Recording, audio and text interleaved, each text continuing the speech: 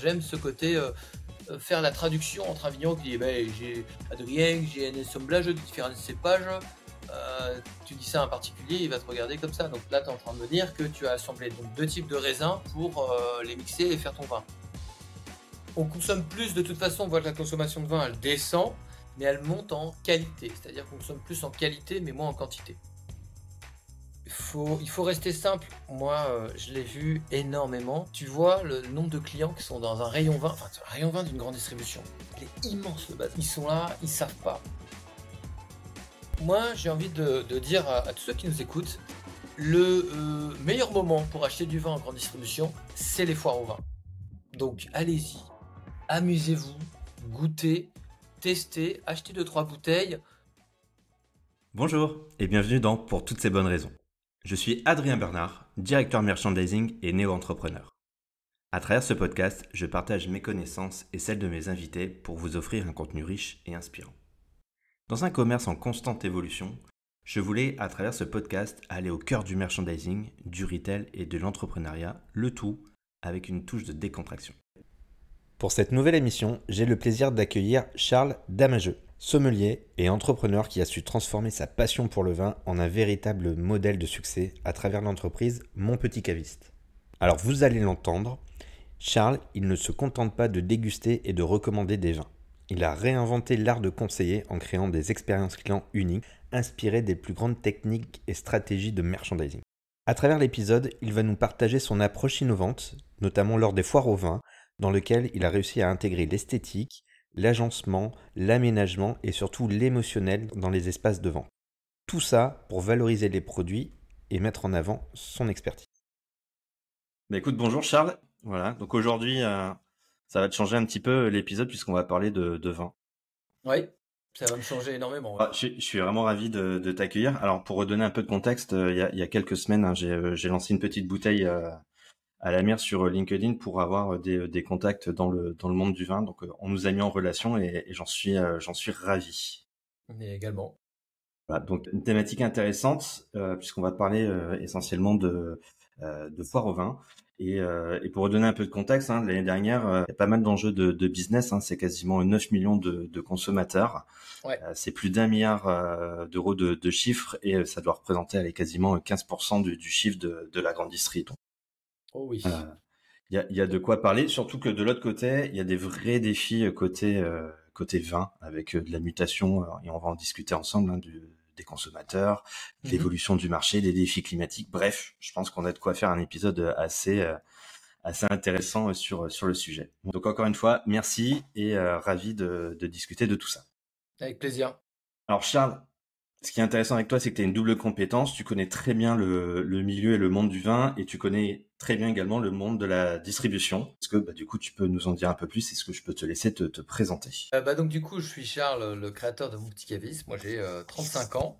Mon expérience un petit peu là-dessus, c'est j'étais sommelier un petit peu partout dans le monde. J'étais en Chine, j'étais en Australie, j'étais à Londres. Et j'ai vu qu'effectivement, quand on est français, le vin et le fromage, on est Dieu. C'est vraiment, il n'y a pas de débat, c'est assez rigolo. Et donc, c'était une très bonne expérience. Et du coup, j'ai un peu tâtonné à l'international, voir un peu ce que ça donnait sur les vins. Et c'était un bon moyen pour moi de voyager, et de partager la culture française un peu partout dans le monde. Après ça, je suis revenu et j'ai été débauché par le groupe Auchan. Le groupe Auchan m'a demandé donc d'être chef de rayon, puis après caviste, et j'ai terminé après sur les achats des vins à la centrale pour les 27 magasins du Nord. Et après quelques années d'expérience là-bas, j'ai voulu monter mon petit caviste. Et mon petit caviste maintenant, c'est quoi? C'est des cours de dégustation cool et décontractés. Pour moi, le vin, ça doit être simple, cool, décontracté, amusant, et un peu pas, on va dire, comme mes pères m'ont appris, mais plutôt simple, cool, décontracté. Le but, c'est que les gens s'amusent et découvrent le vin en s'amusant. Et j'ai monté ça il y a 6 ans. Et depuis, je suis à Lille, mais je fais des cours sur Lille, Londres, Paris, Bruxelles, même ailleurs d'ailleurs que Paris, Bruxelles, enfin un peu partout en France aussi. J'ai monté également mon organisme de formation où je forme aussi bien la restauration, l'hôtellerie, même la grande distribution, on pourra en parler après si tu le souhaites. Ouais. Et j'ai un petit côté influenceur, si on peut dire ça. J'aime pas trop dire ça parce que voilà, c'est plutôt donner des conseils sur le vin plutôt que l'influenceur, on va dire. Et je travaille aussi bien avec la grande distribution là-dessus que, que des vignobles, que des particuliers ou même des conseils aux particuliers, enfin des choses comme ça. Ok. Voilà un petit peu mon parcours.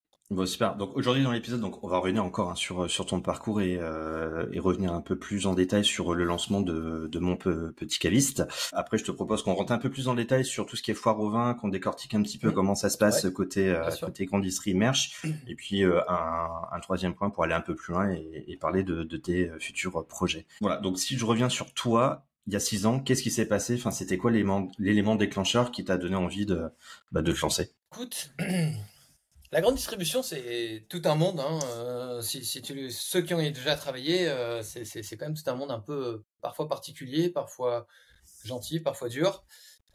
Mais ce que j'ai remarqué, moi, c'est que dans les vins, on travaille en grande distribution. Pour avoir fait énormément de foires au vin, et j'en ai organisé beaucoup, beaucoup que ma carrière, c'est que la plupart des gens connaissent pas vraiment le vin. Et il faut leur expliquer super simplement.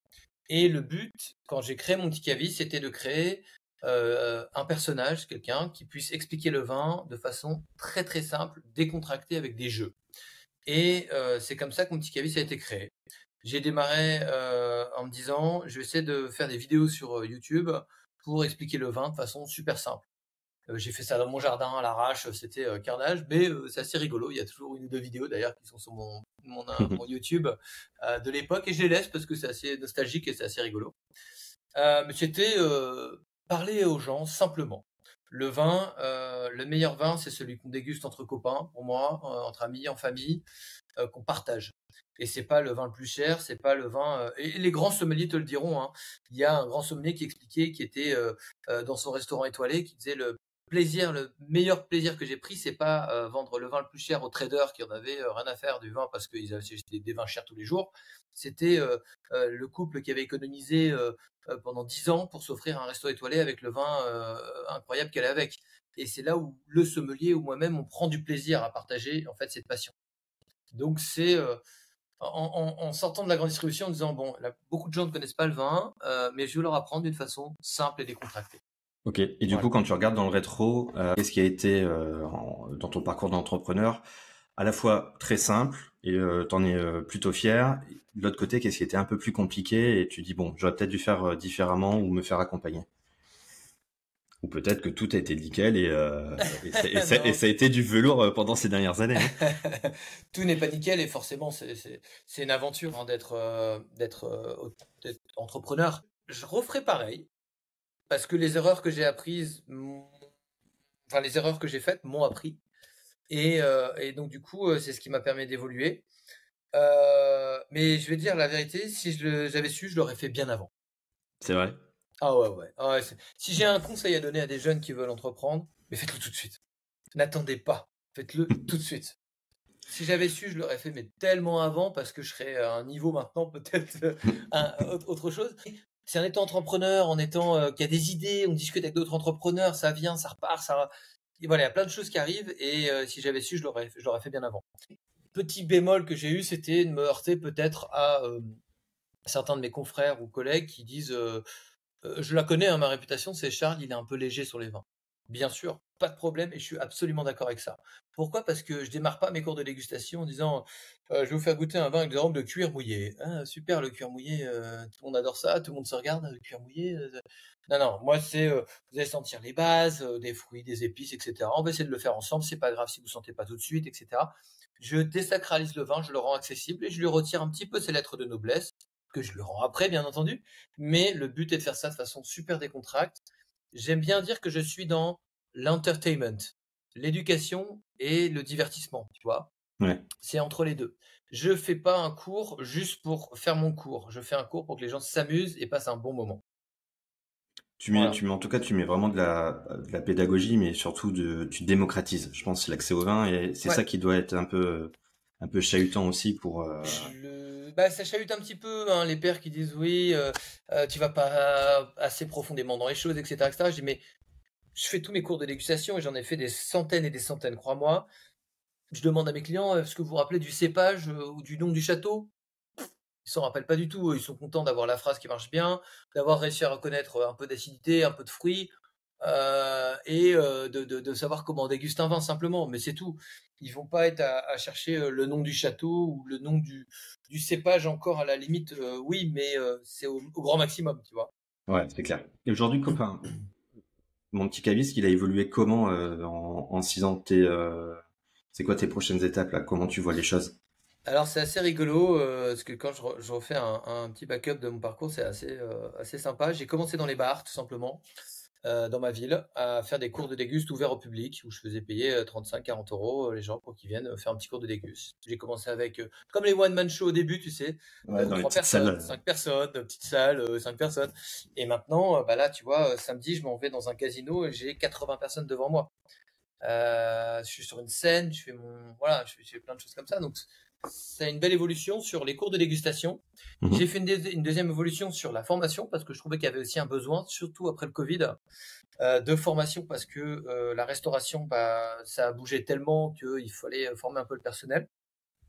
Et le côté aussi un petit peu porte-parole des vignerons. J'aime ce côté faire la traduction entre un vigneron qui dit ben, j'ai Adrien, j'ai un assemblage de différents cépages. Tu dis ça à un particulier, il va te regarder comme ça. Donc là, tu es en train de me dire que tu as assemblé donc deux types de raisins pour les mixer et faire ton vin. Ah oui, ok. Tu vois, Mhm. j'aime bien faire un peu la traduction là-dessus quand je fais ça. Euh, et la dernière évolution, c'est de faire à domicile aussi un petit cours. Et ça, on pourra en reparler après, mais c'est l'évolution d'un beau petit coffret, tu vois, Ouais. avec le côté interactif où tu as des fioles de vin qui sont dedans, tu scannes le QR code et tu arrives sur le cours de dégustation à faire chez toi avec ta compagne, ton mari, tes amis, ta famille, qui tu as envie. Le but est de faire chez toi à domicile et d'avoir la tête du vigneron, tu vois, qui fait ton vin que tu bois. Tu vois tout de suite la tête du vigneron. Donc je serai dans le vignoble avec le vigneron et toi tu vas déguster. Je te dis, bah voilà, c'est Jean-Yves qui a fait ce vin-là que vous êtes en train de déguster là. Ce que vous avez dans la main, c'est Jean-Yves qui l'a fait, je suis avec lui. Voilà. Et ça, à l'international aussi, parce que j'aimerais bien que le chinois, bah, je le fais voyager, l'américain, je le fais voyager, le japonais, il déguste le vin et il voit Bordeaux, il voit Avignon, Palais des Papes, Ouais. tu vois, il voit la Loire, enfin voilà, je veux que les gens voyagent et qu'ils voient après la tête du vigneron qui fait le vin qu'ils ont dans la bouche en train de goûter. Bon, en tout cas, tu fais un petit peu de teasing et c'est ce qu'on va voir dans la troisième partie, mais je trouve ça hyper intéressant parce que à travers ce coffret, tu mets de l'humanité, tu mets de l'expérientiel et je trouve que ça donne une autre dimension à juste un verre avec du vin ou une bouteille froide avec du liquide Ouais. dedans. Donc tu ouvres en tout cas, je trouve, à l'expérientiel. Voilà. Mhm. Alors, le vin, faut savoir que c'est très contextuel. Je vais te donner un exemple qui est très concret et que tout le monde a déjà fait. Tu vas dans le sud, hein, dans un resto et tu goûtes un super vin. Il fait, hey, c'est mon copain, hein, tu peux y aller, hein, tu veux le voir de ma part, hein, c'est vrai, pas de problème, machin. Tu vas voir le vigneron et pareil, le gars il te fait rêver, tu te dis, ben, c'est de ma famille depuis des générations, voilà comment on me fait le vin, je te mène dans les vignes, regarde ça, la parcelle, tu sens le terroir, etc. Tu dis, ah, super. Bon, je goûte le vin, nickel, j'adore. Mets-moi 3 caisses. Tu reviens, bon, notamment à Lille, tu regoutes le vin, tu fais bon, mais pas si fou que ça finalement. Mais c'est le contexte, tu vois, qui fait Ouais. que voilà. Et moi, c'est pareil pour le vin quand je fais mes cours de dégustation. Je veux que le contexte, tu t'amuses, tu passes un bon moment, et les vins seront bons, et tu seras content de la prestation. Mais c'est exactement, je trouve un des défis du merge, c'est te mettre dans une situation d'achat, situation de plaisir. Et une fois que tu es là-dedans, je trouve que ça enlève les freins et du coup, Bah, pour soit en tu parler, consommes parce que plus. j'avais fait diverses expériences dans mon rayon à l'époque dans le vin, j'avais mis de la musique classique, on avait mis du parquet, on avait mis les grands crus avec un petit moment Ouais. sympa, on avait mis plein de choses, des expériences pour voir un petit peu, tu vois, si ça pouvait détendre un peu et si ça a marché ou pas. Bon, en tout cas, c'était une subtile glissade pour aller sur la partie 2 et qu'on parle justement de la foire au vin. Mhm. Est-ce que tu connais un peu l'historique de la foire au vin ou tu veux que je refasse un petit point de contexte? Tu vois, ça date d'il y a combien de temps? Enfin, Bah, j'étais étonné, hein, d'ailleurs, en préparant l'épisode. Moi, je la connaissais de l'époque parce qu'à l'époque, je travaillais donc pour la grande distribution. Et donc, du coup, j'avais un peu cet historique, mais ça fait 6 ans que j'y suis plus. Donc, même si je continue à faire des partenariats avec eux, mais j'y suis plus. Donc, moi, je veux bien un petit update, comme on dit. Écoute, je l'avais pas en tête, mais ça a plus de 40 ans, les foires au vin. Et donc, ça a été créé par une personne dans un Leclerc il y a 40 ans. Et l'année d'après, donc ça a tellement bien marché qu'il y a plus de 42 magasins Leclerc qui ont suivi le pas et qui ont lancé la foire au vin. Et donc, à la base, c'est quelqu'un qui était très passionné par le vin bordelais, qui a fait une sélection et qui a donc monté cette foire. Et donc Mhm. voilà, aujourd'hui on est plutôt dans allez, un win-win, j'ai envie de dire. T'es consommateur, tu viens faire le plein, tu fais des bonnes affaires. Et côté producteur, bah, ça te permet de vider les fûts avant les vendanges. Mais voilà, en tout cas, ouais, moi j'étais vraiment étonné. Ça a plus de 40 ans et ça a toujours autant de succès. Hein. Ce que je te disais tout à l'heure, c'est 15% du chiffre de la grande distillerie, donc c'est incroyable. Absolument. Alors moi, dans mes souvenirs, les foires au vin, déjà, c'était toute une organisation. On avait la moitié du magasin au niveau de la présentation. On devait mettre les palettes, les choses comme ça. Donc c'était oh là là, beaucoup de boulot, tout bien préparé. Et puis mon boulot, moi, c'était de faire de l'animation. Donc faire goûter un maximum de vin aux clients pour qu'ils puissent goûter des choses qu'ils connaissent pas habituellement. Et quand tu étais côté central, comment tu t'organisais pour la sélection? Comment tu jonglais entre, j'ai envie de dire, des grandes marques et des choses un peu plus de niche, un petit peu plus locales? Comment tu travaillais cette sélection? Alors, dans là où j'étais, il y avait les acheteurs qui, eux, se baladaient dans les régions. Et les acheteurs, après, nous présentaient leur sélection. Et nous, on piochait dans la sélection, notamment pour les 27 magasins du Nord, en fonction des régions. Mhm. Et ils nous présentaient 5-6 vins. Et on avait, s'il a déjà été vendu une première fois, l'historique de vente de l'année dernière. Sinon, le prix et le prix éventuel de revente, etc., etc., la marge, etc., bien entendu. Mais le but était de les goûter et de dire on goûte, on aime bien, nanana. Et puis on était 3-4 comme ça à pouvoir sélectionner pour les 27 magasins du Nord. On avait Ok. 3-4 journées où on faisait ça. Et après, derrière, on sélectionnait, on goûtait, on disait ça en prend, ça peut marcher. Et des fois, on se mettait des paris en disant moi, par exemple, comme j'ai fait mes études dans le Languedoc-Roussillon, j'adorais faire rentrer, j'ai fait rentrer des Pics Saint-Loup, des Terrasses du Larzac, euh, des Corbières Boutnac, des choses comme ça, où les gens ils disaient mais non, en plus j'étais un des plus jeunes, donc c'était un peu le défi en disant je voulais faire rentrer et bouger un peu le Bordelais qui était tout le temps très très euh, implanté à Lille, on va dire, en tout cas au Champ du Nord. Et donc, du coup, je dis, voilà, mettez un peu de Pic Saint-Loup, mettez un peu des choses qui changent, etc. Mhm. Oh, bah, ok. Pic Saint-Loup, c'est Charles. Hein. Je vous préviens, si ça se vend pas, c'est Charles. Hein. Enfin, voilà. On te les fout dans ton magasin, tu vois. C'était Ouais. assez rigolo. C'était un peu les petits défis. Mais c'est un peu comme ça qu'on fonctionnait. C'est-à-dire que les acheteurs, par région, ils ont tous une région, les acheteurs, et ils nous présentent, voilà, les appellations les plus communes, voilà ce que j'ai sélectionné. Et en fonction de ce qu'ils ont sélectionné, on pioche dedans.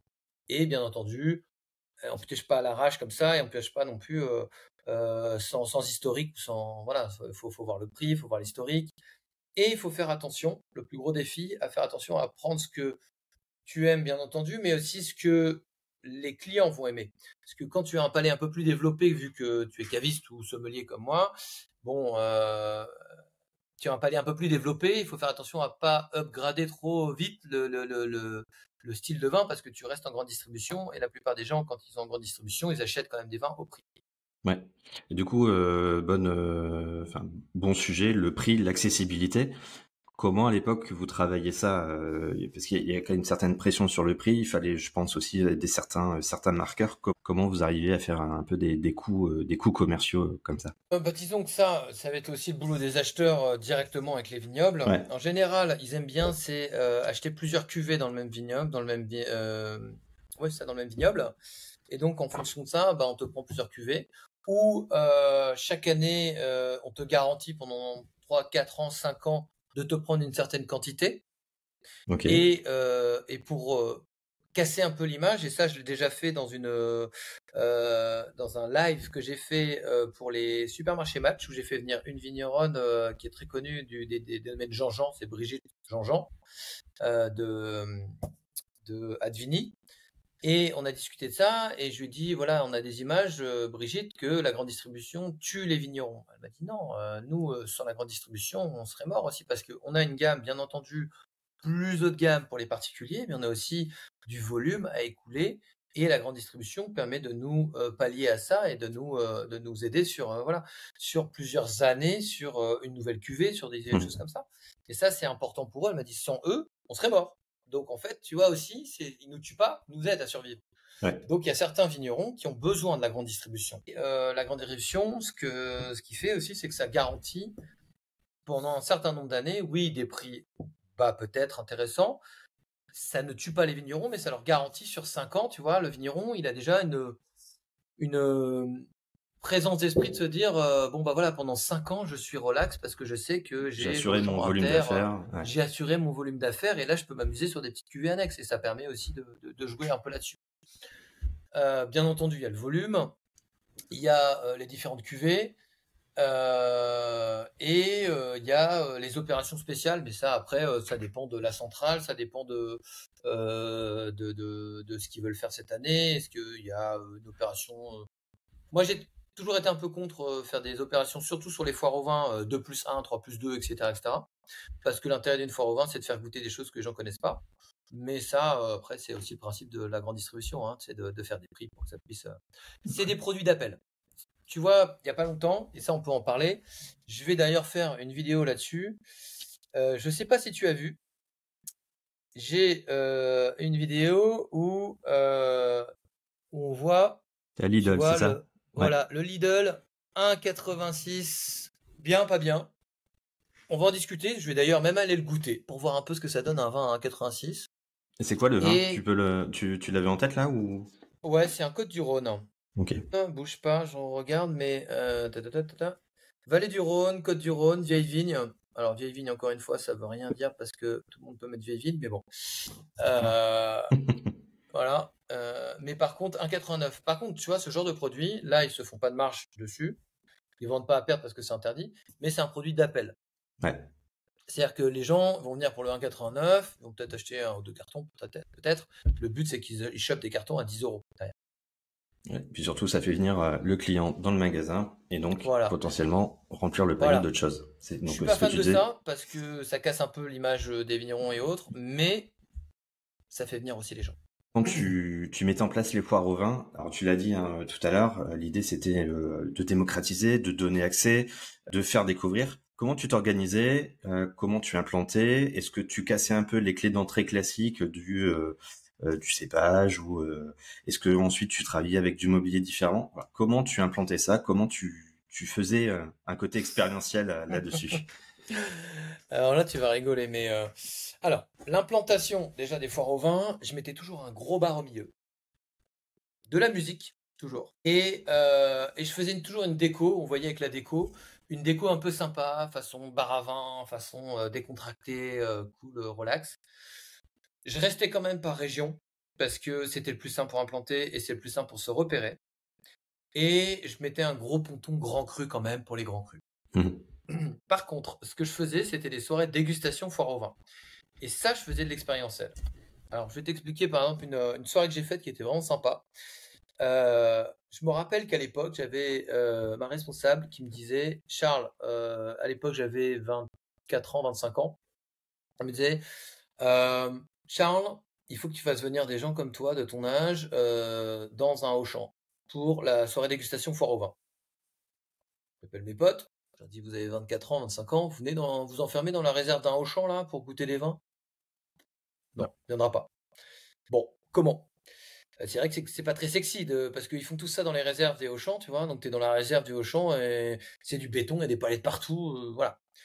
Donc ce qu'il faut faire, c'est de l'expérientiel. Et du coup, j'ai fait découper le fond d'une immense armoire où j'ai mis un film noir derrière et il y avait un faux vigile qui était comme ça devant. Et il disait, vous pouvez rentrer, vous êtes combien? Deux?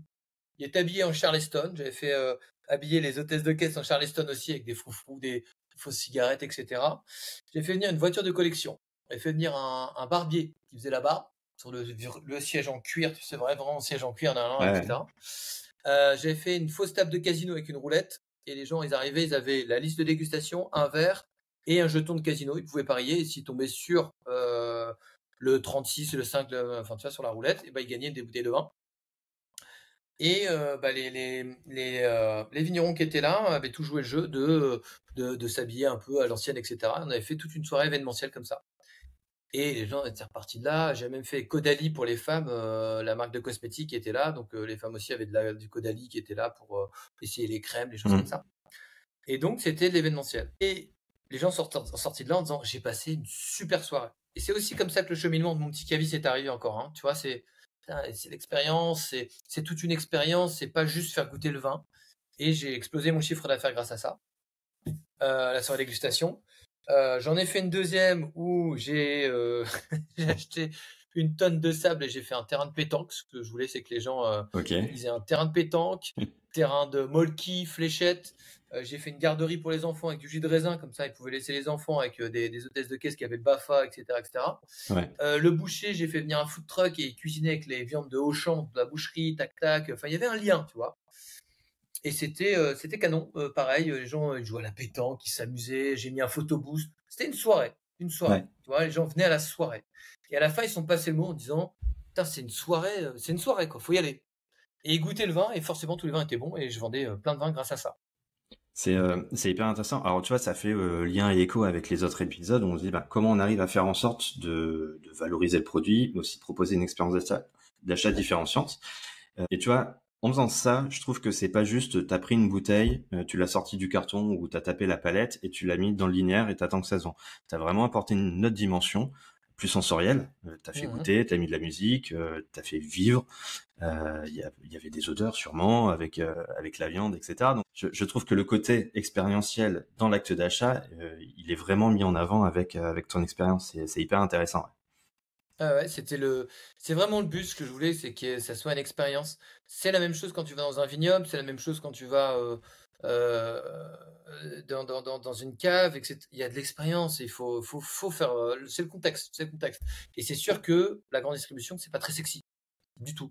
C'est de la gondole, c'est de la palette. C'est de gondole, c'est de la palette, il y a du monde, t'entends les enfants qui crient, c'est le bordel, voilà. Bon, voilà, faut rendre ça sexy, faut rendre ça sympa, agréable, et c'est plein de petites choses. Je te dis, je mettais un bar, je mettais de la musique, il y avait des gens qui étaient là, je mettais des tabourets, et je me rappelle une chose, quand j'étais en Chine, à Hong Kong, et je leur disais, eux, ils avaient 10 ans d'avance là-dessus sur nous. C'était un supermarché, mais ils avaient divisé le supermarché en petites sections, petites boutiques. Ok. C'est des génies. C'est-à-dire que tu allais dans les pâtes et tu avais un Italien qui était là, ça va, tu veux goûter les pâtes, et là, machin, tu vois. Il te faisait goûter tes pâtes, t'achetais tes pâtes, ta sauce, ton truc, et puis en fait, tu payais directement à l'Italien tranquille. Le fromage, c'était un Français. Fromage, le vin, c'était un Français. Voilà, t'avais les œufs, les machins, c'était un truc à part, mais chaque petit corner était un corner. T'avais pas chaque petit rayon en fait était un corner avec le mec qui gérait son rayon. Et c'est ce qu'il nous apprenait d'ailleurs chez Auchan en disant votre rayon c'est votre petite boutique. Ouais, mais t'as pas l'impression d'être dans une petite boutique quand tu vas dans un Auchan, tu vois, ou dans un grande distribution. Ouais. Dans un hyper en tout cas. Et le but était que là, tu vois, il y avait 10 ans d'avance et je me dis, moi, je veux refaire la même chose. Je veux que les gens, ils se posent, ils goûtent un verre de vin et s'ils ont envie, ils payent tout de suite, etc. Donc, j'avais même mis une caisse pareil, à mon truc, ils pouvaient payer tout de suite avec des vigiles. Ça faisait chez les visites, mais ils devaient venir voir, checker le truc, etc. Mais en tout cas, ils pouvaient payer tout de suite, tu vois, et ça les embêtait moins. Ils n'avaient pas besoin de faire la queue, tu vois, tu les rends privilégiés. Il y a des petits trucs comme ça. En tout cas, tu vois, tu as bien remis, je trouve, tout ce qui est marqueur de catégorie du caviste, de l'univers du vin dans ton corner à Auchan. Et en fait, t'as pas l'impression d'acheter à Auchan, t'as l'impression d'acheter Charles, le caviste du coin, et c'est top. Les gens à la fin venaient pour ça aussi, hein. Ils venaient pour la sélection du caviste. Et je leur dis, j'ai rentré un nouveau truc, je prends. Ils écoutent, enfin ils cherchaient même pas. J'ai toujours adoré, c'est bon, vas-y, je te prends. Donc, Elle a vraiment la notion confiance, petit achat de la boutique locale, alors que t'es chez Auchan qui brasse je ne sais combien de volume de bouteilles. c'est ça. Énorme. C'est énorme. ça. C'est Et ça. tu vois, il y a 6 ans, alors bon, on était peut-être un peu moins dans le digital, quoique, il n'y avait pas encore trop les QR codes. Avec toutes tes visites, ton expérience, comment tu vois les choses évoluer là-dessus Est-ce que tu vois un peu plus de digitalisation qui arrive sur le monde du vin, ou est-ce que ça reste encore très traditionnel et du coup, il y a encore des choses à travailler? Comment en linéaire, moi, je pourrais craquer le sujet et faire quelque chose un peu de différenciant? Je vais te dire, il y a deux teams. Il y a la team, on change rien. Mm. Et ça, malheureusement, il y en a beaucoup dans la grande distribution. C'est tous ceux, malheureusement, hein, tous ceux qui ont fait que leur carrière en grande distribution, on change rien. Ça marche comme ça, on va pas changer. Tu vois, pourquoi on changerait? Bah, parce que ton bateau, il prend l'eau, mais c'est pas grave. Mais en tout cas, il y a cette team, on change rien. Et il y a la team, on change, on essaye, on teste. Le problème, c'est d'avoir soit un directeur, soit un chef de rayon, soit un manager qui suit ton projet, tu vois. Parce qu'il y en a eu beaucoup, et j'en ai vu beaucoup passer chez Auchan ou ailleurs, et j'étais même partie de ce projet, j'en ai fait un projet qui marchait bien, qui avait tout pour marcher, mais s'il n'y a pas des mecs qui suivent derrière, qui mettent en rayon et qui font attention à ça, tu vois, par exemple, il y avait des systèmes de bornes où tu cliquais, tu mettais ton accord mais 20. J'ai vu chez Monoprix, c'était génial ce truc. Tu avais une borne, tu cliquais, tu dis je vais manger ça, et tu avais des petites LED qui clignotaient en disant voilà les La 20 qu'on a sélection, sélectionnés pour vous. Toi, c'était canon, ouais. mais ça va pas durer dans le temps parce qu'il faut entretenir, parce qu'il faut faire attention, parce que ceci, cela, il faut que si les LED elles correspondent bien, voilà, tu sais que les mecs ils partent en vacances. Bah, en fait, ils prennent des intermittents qui viennent, des CDD qui viennent et qui remplissent à la base d'autres bouteilles. Et donc, ah, je voulais un vin blanc pour ça, mais en fait, c'est un vin rouge qui est là dans la sélection. Donc, en fait, les gens font plus Ça marche confiance, ils pas. arrêtent, etc. S'il n'y a pas de suivi, c'est mort. Et donc, en fait, le gros problème de ça, c'est que la grande distribution, déjà, le turnover tout le temps, ou les vacances, ou le mec, il n'est pas là, c'est mort. Tous les concepts qu'ils ont essayés, et j'en ai testé un aussi, j'avais fait un super concept qui était canon. Est-ce que je l'ai encore? Est-ce que je l'ai là? Ce serait pas là ce truc. J'ai une cave aussi, donc c'est un bordel. En fait, on est dans une réserve d'Auchan là encore, hein, c'est ça? Ouais, T'as ouais, tout recréé derrière? c'est un peu le truc. Bon, laisse tomber, mais en gros, c'était sur la cave. J'avais fait ça, j'avais fait le test chez un Auchan et aux Partisans du Goût, qui est un truc un peu, une épicerie un peu haut de gamme, genre grand frais. Et c'était sur la bouteille de vin. Tu avais, hop, hop là, sur la bouteille de vin, tu avais un petit QR code en disant regardez pour la vidéo de dégustation. Et donc en 30 secondes, j'étais avec je suis avec le vigneron. Il est d'ailleurs toujours disponible sur mon Instagram.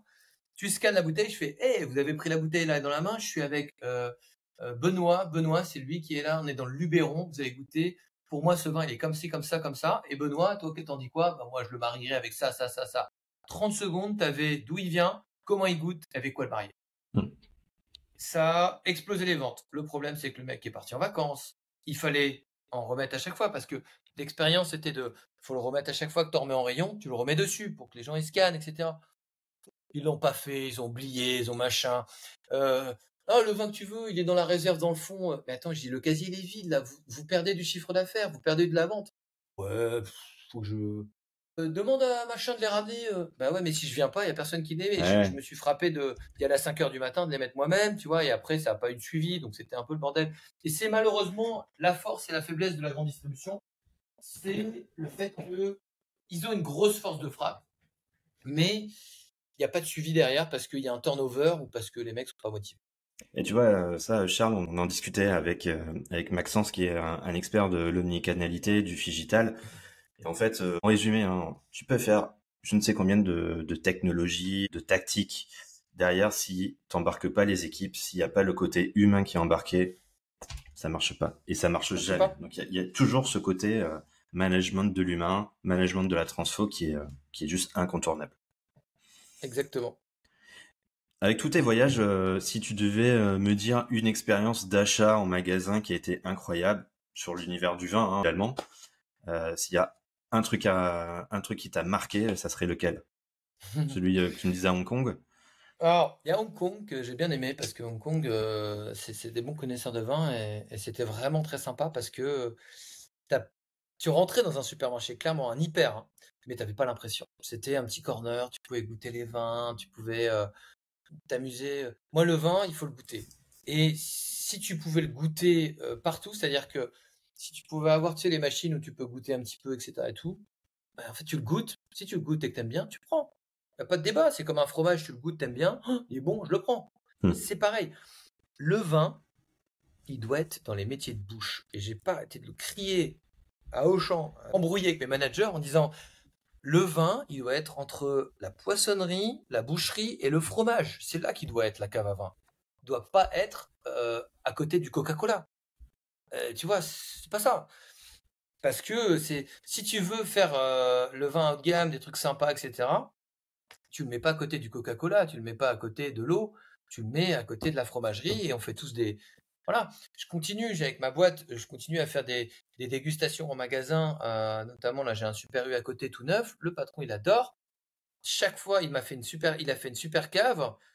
J'ai mon collaborateur et moi-même on y va régulièrement, alors surtout mon collaborateur parce que moi j'ai plus trop le temps, mais on y va régulièrement pour faire des accords mets vins. On s'entend super bien avec la fromagère, on s'entend super bien avec la poissonnerie, la boucherie.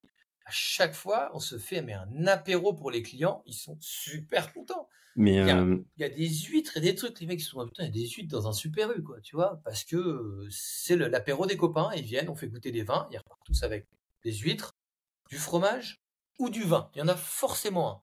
en fait, ce que tu dis là, c'est toujours se poser la question, c'est quoi un peu l'écosystème de mon produit ou l'écosystème de mon univers, et surtout se remettre à la place du client. Moi, client, quand je veux consommer du vin ou du particulier, bah, Mhm. c'est quoi mon moment de vie entre guillemets. Et c'est hyper intéressant ce que tu dis. T'achètes pas juste du vin en tant que liquide, en tant que tel. T'achètes parce que bah, t'accompagnes un plat, t'as un moment de vie avec les copains. Et c'est ça en fait quand je parle de pensée client, et je trouve ça hyper important. Une autre expérience que j'avais aussi trouvée intéressante, c'est aux États-Unis, chez Total Wine. Total Wine, ben, c'est un supermarché du vin. Et c'est immense. C'est États-Unis, hein, donc c'est XXL. Il y a des rayons dans tous les sens, il y a des vins dans tous les sens, il y a même des jarres de whisky de 3 litres, tu vois, c'est des trucs Ouais. un peu démesurés. Mais je trouvais intéressant l'expérience, tu vois, d'aller là-dessus, d'avoir un supermarché du vin, quoi. Ouais, c'est un peu comme en Australie, hein, c'est des bottle shops où tu rentres dans un congélateur géant, enfin un réfrigérateur géant pour acheter tes packs de bière qui sont déjà frais, etc., Ouais. etc. Donc c'est une expérience rigolote, tu vois, c'est assez rigolo. Même s'ils n'ont pas beaucoup de connaissances, je trouve que bah, ils respectent bien le vin, ils respectent bien la typologie, les choses. Enfin, c'est sympa, c'est sympa. Je trouvais que c'était une expérience à faire aussi. Ok. Bon, pour aller un peu plus loin, Charles, de ton point de vue, là, tu vois des nouvelles tendances de consommation, tu vois les choses évoluer, des grandes tendances là qui émergent depuis quelque temps sur le vin. Alors, il faut faire une grosse différence entre Paris et, j'aime pas dire ça la province, parce que quand on me dit que je suis provincial, voilà. Mais Paris, c'est très les consommations, vin nature, sans sulfite, bio, etc., etc. C'est un peu la tendance à Paris. Le reste, on est sur des vins abordables. Bio, c'est bien. Sans sulfite, c'est bien aussi de temps en temps. Mhm. Mais on est sur aussi une tendance sur les Bordeaux, ça recule. Parce que Bordeaux-Bourgogne, les prix, paf, ils ont monté depuis. Et donc, on se tourne vers des régions comme le Rhône, le Languedoc, le Roussillon, avec plein de petites nouvelles appellations, des vins d'Ardèche aussi qui arrivent, tu vois, la Savoie, le Jura. Il y a plein de choses, en fait, qui commencent à arriver. Et les vins de Bordeaux, par exemple, en étant chers et en ayant aussi le réchauffement climatique qui fait qu'ils montent en degrés alcooliques. Mhm. Voilà. Et la tendance que je vois énormément, qui a d'ailleurs un gros souci pour la grande distribution, c'est que c'est plus mamie qui va acheter 2 plus 5 cartons, tu vois, ou 4 plus 2. C'est toi, moi, qui allons débarquer ce soir en disant j'ai un repas ce soir, j'ai acheté 2 3 trucs, il me faut une bouteille pour ce soir, pour Mhm. ce week-end.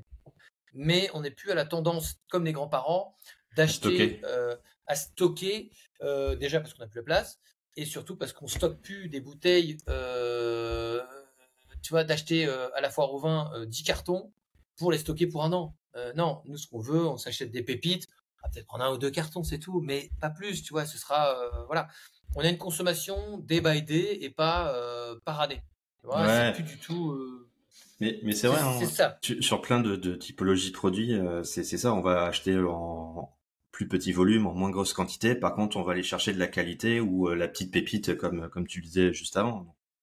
On consomme plus, de toute façon, on voit que la consommation de vin, elle descend, mais elle monte en qualité. C'est-à-dire qu'on consomme plus en qualité, mais moins en quantité. Bon. Et là, tu as en tête, bon, je pense que tu as déjà vu un peu ce qui se préparait sur les prochaines foires au vin qui sont dans quelques semaines. T'as un petit tips là à me donner ou un petit conseil pour bien aborder la foire au vin? Bah, il faut goûter. Moi, si tu as une foire au vin que tu peux pas goûter, mais là, tu vois, j'ai aidé sur la sélection de différents magasins, notamment bah, Chrono Drive, où j'ai aidé à la sélection là-dessus. Et j'adore parce que eux, c'est un peu le petit cousin Chrono Drive de Auchan, mais un peu rebelle. Et donc, ce que j'adore avec eux, c'est que déjà, ils travaillent aussi avec les grappes, qui sont pas que des gens dans la grande distribution. Tu vois, c'est des gens qui référencent des vignerons, ils travaillent aussi avec eux, donc ils n'achètent pas que des volumes de grande distribution, ils achètent aussi Ouais. des petites cuvées comme ça. Donc ça, c'est très bien. Et ils sont super ouverts à des choses naturelles, des choses modernes, on va dire. Par exemple, le vin orange. Le vin orange, c'est assez tendance en ce moment. Ça cartonne dans différents pays. À Londres, ils adorent les vins oranges, des choses comme ça. Et bah là, tu vois, le vin orange, je leur ai dit, mettez un vin orange, on va essayer de le faire déguster, on va le tenter. On va essayer de faire. Il y a une petite appellation qui vient de sortir, ça s'appelle Cru de Boutnac. J'aurais dit voilà, c'est bon, c'est pas cher, faites-le tester à vos clients. Et donc ils m'écoutent, tu vois. Donc ok, on va tester, on va essayer, etc. Et j'aime ce genre de concept où les gens disent ok, on teste, on est d'accord, on veut faire essayer. Et on se plante pas, on essaye. Mais ça fait plusieurs années que je bosse avec eux. Des fois ça marche très bien, des fois ça marche moins bien. Mais en tout cas, ils essayent. Et ça Ouais. fait plaisir, tu vois, de voir que ils sont ouverts, que la grande distribution elle s'ouvre et que c'est pas juste on a des volumes à écouler, on fait du 4+2, on fait des trucs comme ça. Là, tout ce qu'on présente sur les soirées dégustation, et d'ailleurs je fais la soirée dégustation d'un Chrono Drive à Bondieu, Marc-en-Barœul, c'est pas de promotion 4+2. Il y a un petit peu de promotion de la remise immédiate, mais on s'est mis d'accord sur ça ne sert à rien de faire des 4+2 ou des 2 achetés, 2 offerts, tu vois, parce qu'en fait, ça va se vendre naturellement avec la promotion. Ce qu'il faut, c'est faire goûter des choses que les gens connaissent pas et qu'il n'y a pas de promotion dessus, parce que c'est comme ça qu'ils vont acheter, en fait.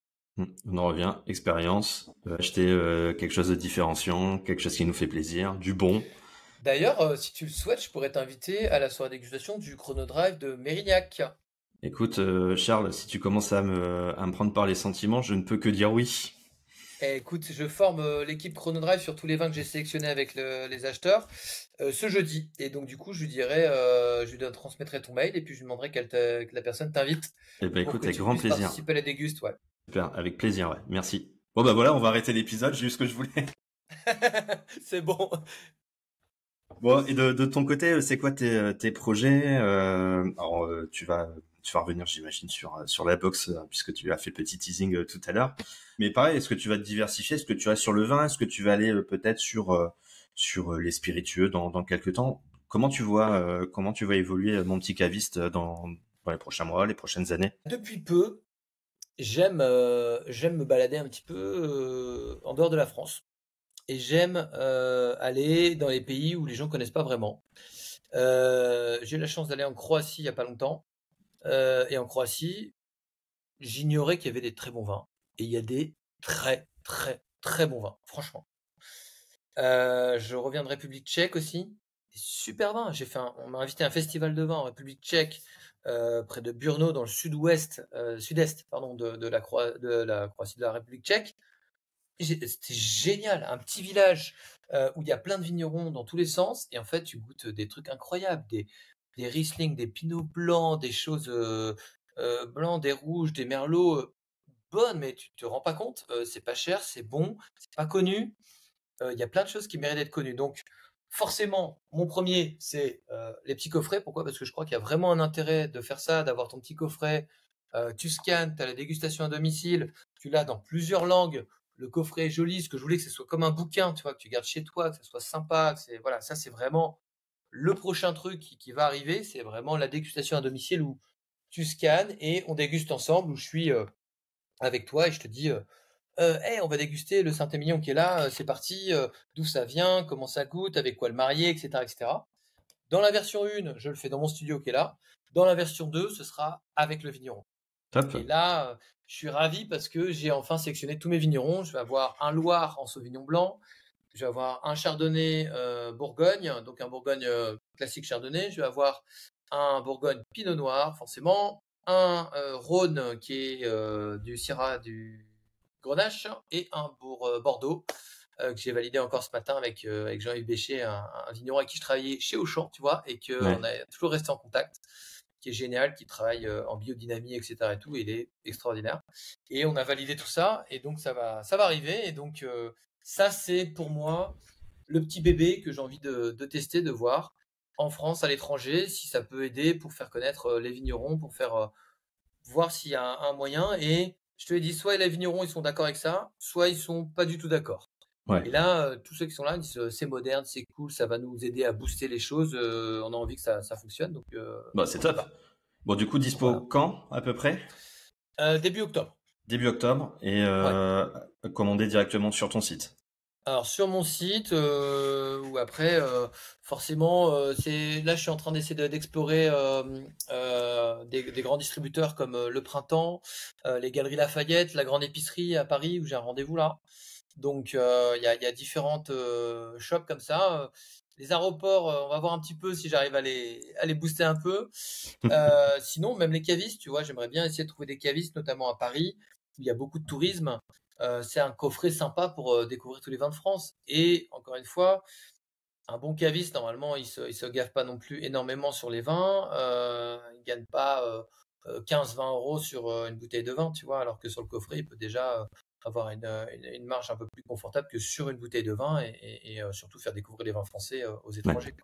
Bon, écoute, j'espère qu'ils sont nombreux à nous écouter, et auquel cas, allez-y, foncez. Foncez sur cette box. Ouais. Bon, écoute Charles, je te remercie beaucoup. Est-ce que tu peux faire un petit mot de la fin avant ma conclusion? Qu'est-ce que toi, tu as envie de retenir de nos échanges? Alors, moi, j'ai envie de dire à tous ceux qui nous écoutent, le meilleur moment pour acheter du vin en grande distribution, c'est les foires au vin. Donc, allez-y, amusez-vous, goûtez, testez, achetez 2-3 bouteilles, euh, testez-les, et après, voilà, c'est là où vous pouvez avoir des prix, c'est là où vous pouvez avoir des belles occasions, c'est là où vous pouvez avoir aussi des vieux millésimes. Parce que parfois, enfin en tout cas moi c'est ce que je faisais à l'époque, j'achetais des millésimes 2005, 2009, 2010 qui sont des très bons millésimes et je les faisais goûter à mes clients parce que c'était l'occasion d'avoir des vieux millésimes. C'est compliqué de trouver des vieux millésimes maintenant. Hmm. Parfois sur les foires au vin, il y a des vieux millésimes. Amusez-vous, pour moi c'est le meilleur moment pour aller en grande distribution acheter du vin, c'est les foires au vin. Les foires au vin, il y en a plein. Voilà, je pense que c'est Ouais. si vous avez une belle sélection et un bon caviste dans le supermarché où vous allez, vous avez foncé. Bon, top. Bah écoute, alors moi, ce que je vais retenir de nos échanges, je vais retenir trois choses, parce que c'était quand même hyper intéressant. Le premier, et je trouve que c'est un fil rouge avec les autres épisodes, c'est vous voulez devenir entrepreneur, faites le plus tôt possible, lancez-vous, arrêtez de, entre guillemets, d'hésiter, foncez. Ça, c'est mon premier Ouais, point. Le deuxième que je trouve hyper intéressant, et ça fait du bien de l'entendre, c'est ne pas hésiter à casser les codes, à faire bouger en tout cas les lignes, et de s'interdire le on change rien. Ça fait des années qu'on fait comme ça, donc c'est du bien. Ça fait du bien en tout cas de se le redire, Charles. Et, ouais. et un troisième point qui est un peu plus merchandising, et heureusement hein, parce que c'est le thème du podcast, c'est la sensorialité. Et tu l'as bien démontré, c'est voilà, se reposer, penser client, penser acte d'achat, et remettre en tout cas de la sensation, jouer sur les codes identitaires et surtout les sensations du client pour vendre un produit. Voilà en tout cas les trois points que je retiendrai. Il faut rester simple. Moi, je l'ai vu énormément. Tu vois le nombre de clients qui sont dans un rayon vin, enfin un rayon vin d'une grande distribution. Il est immense le bazar. Et Et t'es comme perdu. ça, ils sont là, ils savent pas. Il faut les aider, il faut les orienter. S'il n'y a pas de caviste, c'est fini. Et la plupart des supermarchés ou hypermarchés n'ont pas de caviste, hein. Il n'y a personne.